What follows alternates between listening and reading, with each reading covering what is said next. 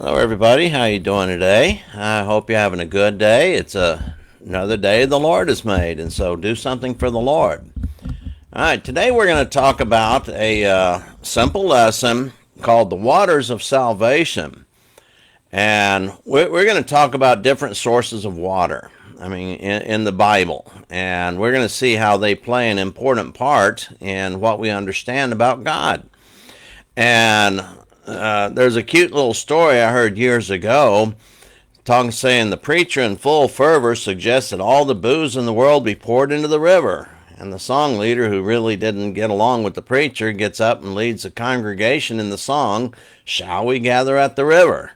And so we know that there's many rivers mentioned in the Bible, and some are literal, some are symbolic. And our concept of a river may not be the same as someone who lives in another part of the world. I mean, let's face it, if you live on the banks of the Mississippi, you know what a big river is.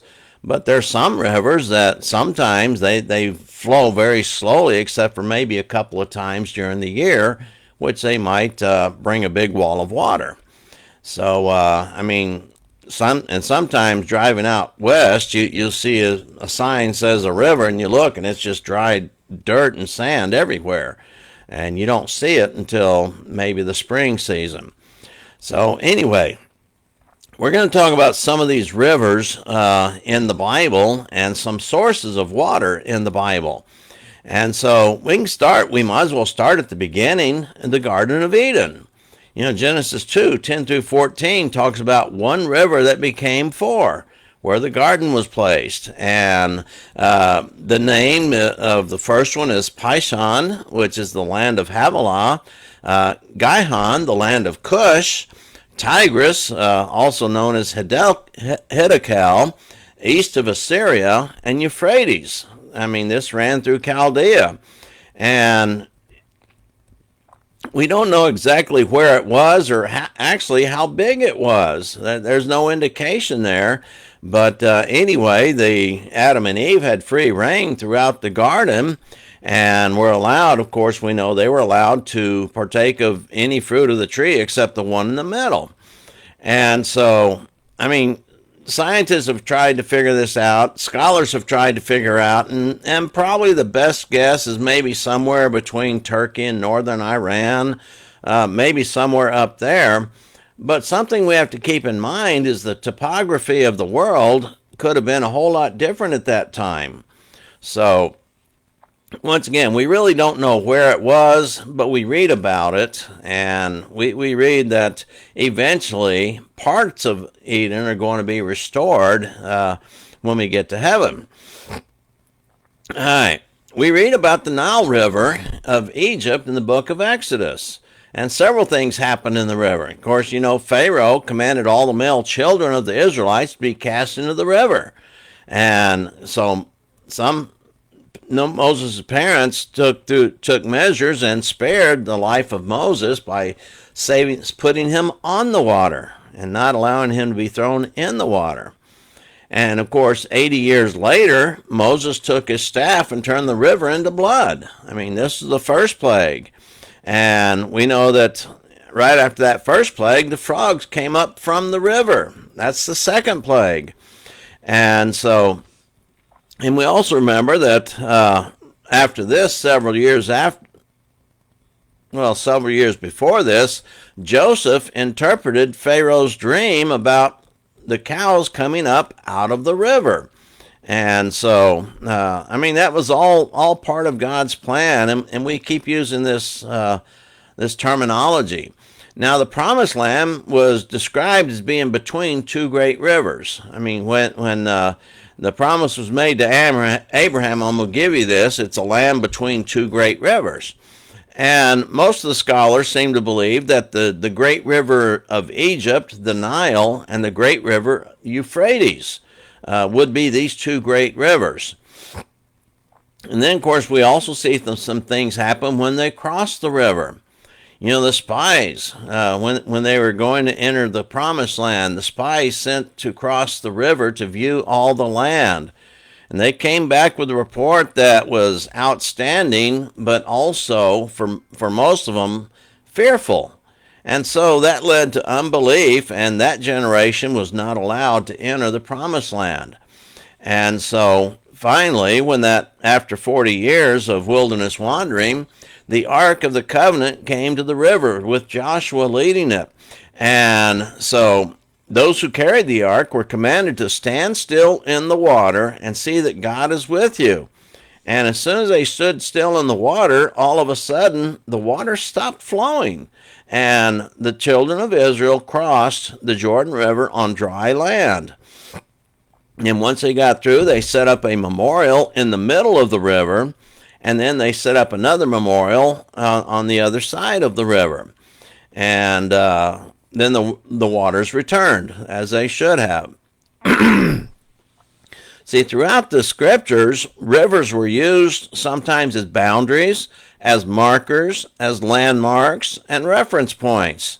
And so that's what Joshua used when he was laying out the landmarks for each family's possessions and what they did. So they would use natural markers. They didn't have people with GPS and surveyors to map out everything and put the marks on the ground. So they used things that were natural. Could have been something as simple as a tree, maybe the top of a hill, or a river. Here we go. And yeah, sometimes rivers change their course, and so someone at one time might get a little bit more land, and other times they'd lose a little bit of land. But the river was always the boundary for them. Another river we read about in 2 Kings 5. Remember, Naaman was a leper. He came to be healed. And when he came to the prophet's house, he was told to go dip in the Jordan River 7 times. And, of course, we know this upset him, and he was furious about it.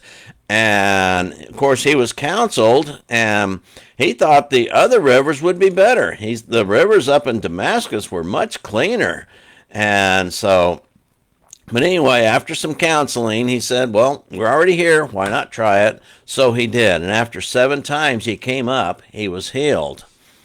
And so we also read that the river was a separation. In Ezra and Nehemiah, we read about the great river which separated the people. So the Euphrates was a pretty large river that was kind of hazardous to cross if you didn't have ferries, or maybe at particular times of the year it would be a lot less and you could navigate it.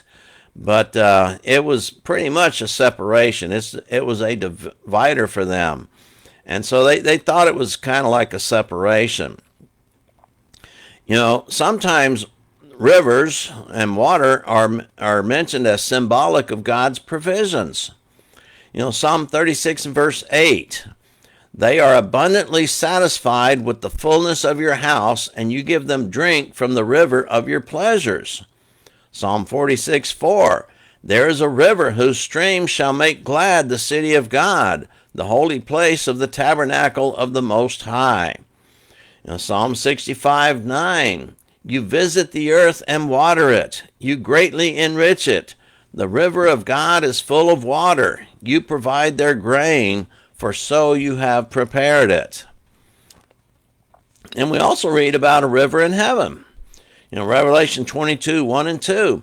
And he showed me a pure river of water of life, clear as crystal, proceeding from the throne of God and of the Lamb. And in the middle of its street and on either side of the river was the tree of life, which bore 12 fruits, each tree yielding its fruit every month. And the leaves of the tree were for the healing of the nations.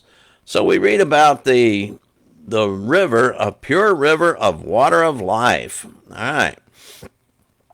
So water has been key for survival of man. It's always been that way. When there's no water, people die. And God provides this life-giving water many times. And we know sometimes it provided their salvation. See, the Red Sea was parted for the Exodus, and the water returned to destroy the Egyptian army. And so there was salvation because of that. Moses, when the people were complaining about being thirsty, Moses struck a rock, and water came out and gave drink to over 1 million people along with their cattle. And sometimes God withheld water to teach people a lesson. Deuteronomy 28, he says, you know what? If you turn your back and don't serve me, then I'm going to withhold the rain, I'm going to withhold the water, and there's going to be drought and there's going to be famine. And until you decide to turn and start serving me once again. And so sometimes rain is given as a blessing. We need to see it as a blessing. And of course, as he says, the rain falls on the just and the unjust. Everybody gets the blessing of God when it rains. And we read of the showers of blessing in Isaiah. And so they're there. And we just need to look at it. Sometimes we see rain and, oh no, it's raining again. But you know what? We should take it as a blessing. Right now, a lot of people in this country are sure hoping for rain. They'd love to get some rain. I mean, cool things down a little bit. I mean, it's kind of hot right now. And so they do that. And people in the arid regions, rain is kind of something special.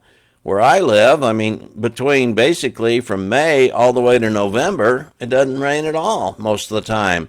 There's an occasional rain, which everybody appreciates, but we're really waiting for the winter rains to start coming down.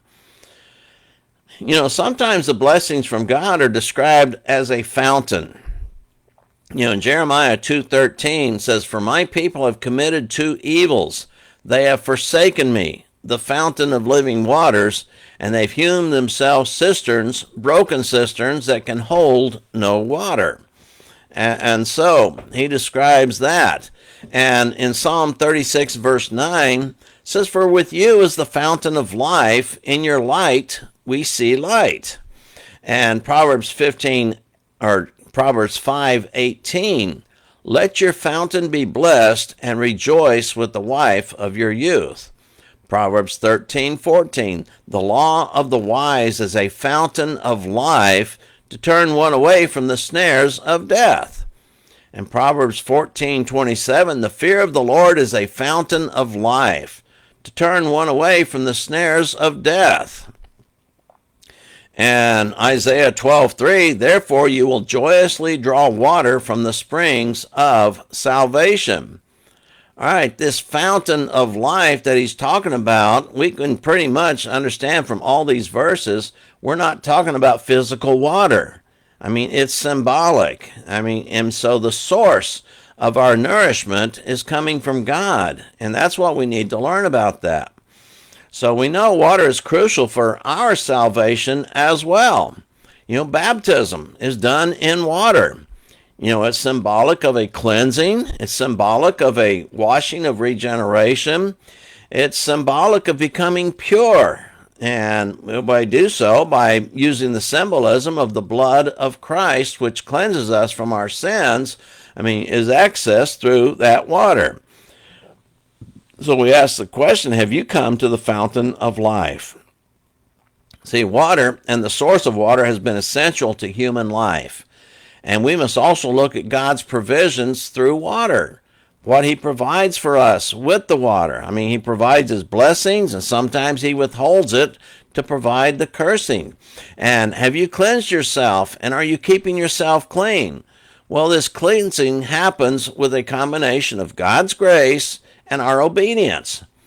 God's grace says, here's what you must do if you want to be saved, and our obedience doing that, then God provides the cleansing. Even Psalm 51, David cried out, say, "Cleanse my soul." And of course, we learn we can't do that by ourselves. We have to go with what God provides us. And we have to come to God for the source of that salvation. We cannot find it ourselves. So we encourage you to make sure you have come to the life-giving fountain that is free for all.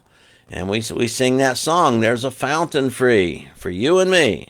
Yeah, and it's water, is the water of life. And so, yes, that's symbolic, metaphorical language, but still, we encourage everybody to come to the life-giving fountain that is free for all. And how do you access it? If you're not sure, just send us a message. We'll be glad to explain it and give you some teaching that you might need, and if necessary, put you in contact with somebody who will help you on your spiritual journey. So think about these things. That's our lesson. I mean, it's a very simple lesson, but one that we need to consider from time to time. And so that's it for today. Lord willing, we'll be back. Tomorrow will be in the Lord's Day. Enjoy your time with the saints if you go to church. If not, I can guarantee you, you go to church, you'll meet some of the best people on earth. There'll be a whole lot better character of people there than any other place you might be going. So go to church. I mean, and you'll be blessed for it. All right, that's it. Have a good day. Bye-bye for now.